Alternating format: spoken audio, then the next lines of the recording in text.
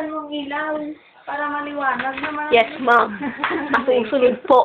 Thank you. Ang iyong kahilingan. Ang iyong kahilingan, madam. Madam Awing. Madam Oring.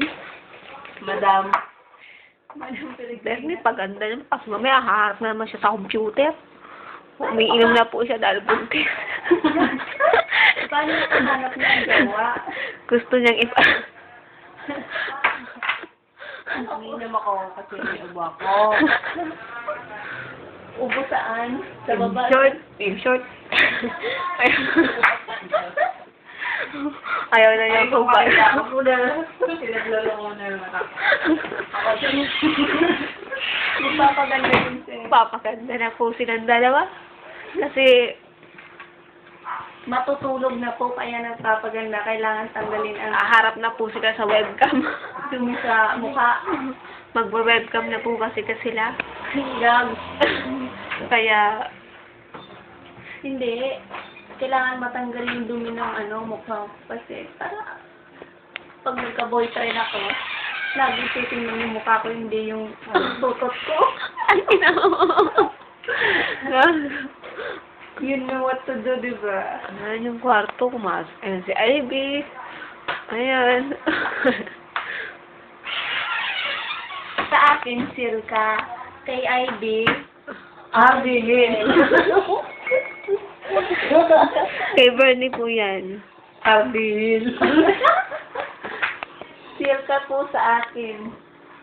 Kay Ivy po ay Abihin. Hindi nila. Papaganda na rin po si Ivy. Dahil tatawi sa oras. Sabi kay Ryan. Para daw makinis-kinis yung face. Ang dumi ng mukha ko, grabe. Siyempre ka ba naman naka-expose?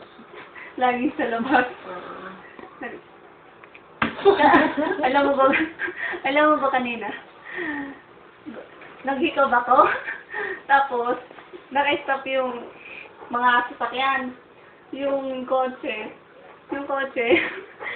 nakabukas yung bintana, yung lanagan na tumingin sa akin.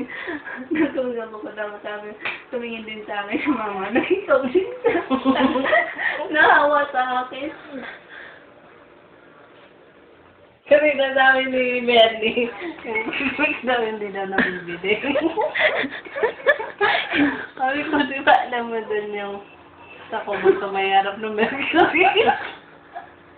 Nagtitid na dun ng kotse. Mabili. Sabi mo kay Kabaldo kayo.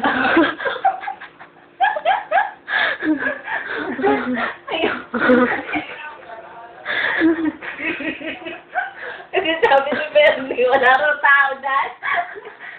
Ay ko dun na may gumawa. Aray ko. Sira ulo talaga si Bernie.